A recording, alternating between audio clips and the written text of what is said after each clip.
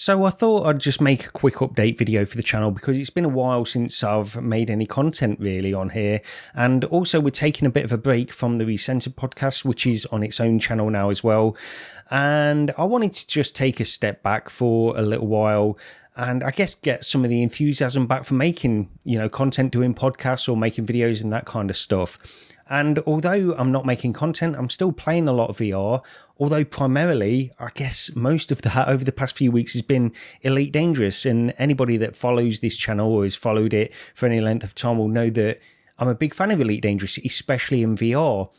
But the interesting thing is, over the past few weeks, I've actually been alternating between VR and playing Elite Dangerous on the monitor as well. And there's been a few reasons for that. I'm using the Pimax crystal for VR in Elite Dangerous and using the butt kicker for haptic feedback as well. Still using a HOTAS setup in general.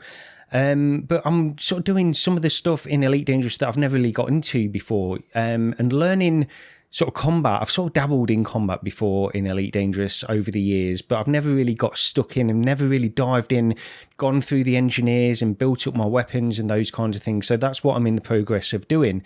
But while you're learning it, it's actually easier to learn some of the new systems and some of the things you're not quite as familiar with in Elite Dangerous if you play it on a monitor. Just have various references around you and stuff, and you can watch YouTube guides and things like that. There's ways to do that in VR as well, I know, but it's just a little bit less cumbersome if you do it on a monitor. And then I've been going back into VR using Voice Attack. I've actually downloaded Voice Attack as well for Elite Dangerous, which for anybody that doesn't know, it's just a system which allows you to use voice commands as well, because with a HOTAS stick setup, especially in VR, you've only got so many buttons, so many controls that you can utilize. And if you can also use your voice to do some commands, Elite Dangerous has got so many little things that you can do in there, so many commands that need to be bound to buttons or the keyboard or mouse and things like that. And if you can utilize your voice as well in order to give some of these commands, then it can free up some space on the HOTAS, which has been working really great. And I'm getting back into that. Like I say, I'm alternating between monitor and VR. I'll transition slowly back over to generally VR, I would say. But that leads me on to another interesting thing that's going on at the moment. So I used to play Elite Dangerous with the legacy version because it looks better, in my opinion, in VR, and it performs so much better. It's like orders of magnitude it performs better in VR than the Odyssey or Horizons 4.0 version. The legacy version 3.8 still runs better. But there's been some interesting things happening in Elite Dangerous, and I want to get into that. I want to experience the live game. So I've been building myself back up, my commander, in the live version of the game in order to experience some of those things that are happening over the next few months and stuff. So I'm referring to like the Thargoid battles and the Titans that are in various systems. So I've been going through the engineers, trying to upgrade my weapons, and maybe, one day I'll be good enough to sort of battle in some of those arenas against the Thargoids and things. So yeah, this is all very much Elite Dangerous talk, and as a general update, it's probably not that interesting to most people. But the other thing that I've been getting into is I've been looking at my PC. Now, I've been putting money aside for the past few months, really, in order to do some kind of an upgrade. Now, the RTX 3080 is a great card, and it's I've had it for, 3.5 years, something like that, I think.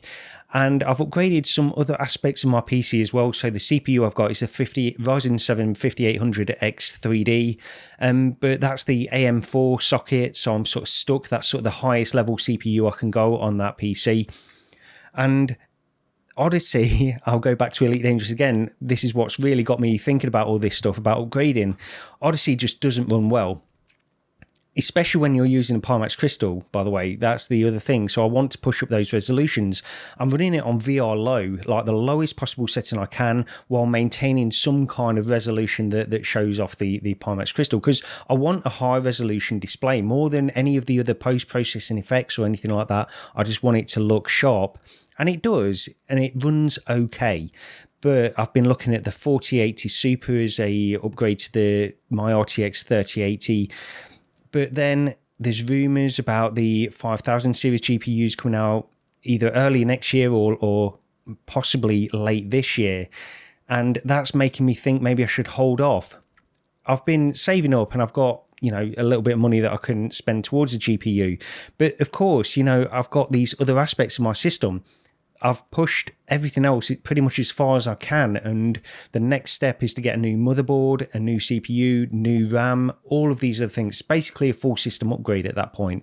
Now, I don't know, maybe the 5000 series GPUs like the 5080 when that comes out will run okay. It might be a little bit bottlenecked with the 5800X3D, but that's not a bad chip.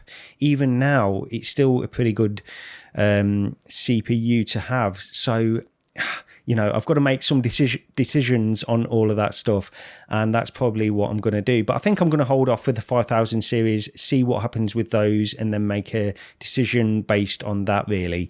But yeah, all of this has been sparked from just playing Elite Dangerous Odyssey and the Horizons 4.0 version more. And of course, Microsoft Flight Simulator will also be take advantage of all of these upgrades as well, so it's not going to be a bad thing. And because I've been saving up for a long time specifically for that purpose, then when it comes time to make that decision, then that's what I'm going to do. But if anybody's got any advice on what you think I should do, that AM4 socket with my current CPU and motherboard sort of system is holding me back possibly. I think the 5800X3D is still decent enough, and I'm hoping it will work, well enough and not bottleneck the 5080 too much, but we don't know. It's all up in the air. I'm speculating a little bit there. But yeah, this was, what am I talking about here? This was never supposed to be this kind of an update. I was just going to come on for a couple of minutes and explain that I am going to make some content. This was the purpose of it. In the next few weeks, I'll be probably coming back. I don't know what form the content will be, whether I'll just be talking to the camera like this, do a few 5-minute videos here and there whenever I feel like it, when there's something I want to talk about. But we'll see. I'm not going to try and put any pressure on myself to, I'm going into VR now, so I need to record and make a video out of this, because I've really enjoyed just playing VR in the way I used to play it. And I want to stick to that. But a few on-camera videos like this now and again won't hurt. So maybe I'll do that, and also some gameplay stuff as well. But we'll see what happens. But it's just a video to say I am still here. I still plan on keeping the channel alive. I still plan on making videos at some point in the future. But there's no regular schedule. That's the thing. That's the takeaway, I suppose. And I'm happy with that. And that's just how I want to treat YouTube. It is a hobby, and it's just something that I want to do every now and again, really. And that's it. So thank you very much for watching this one.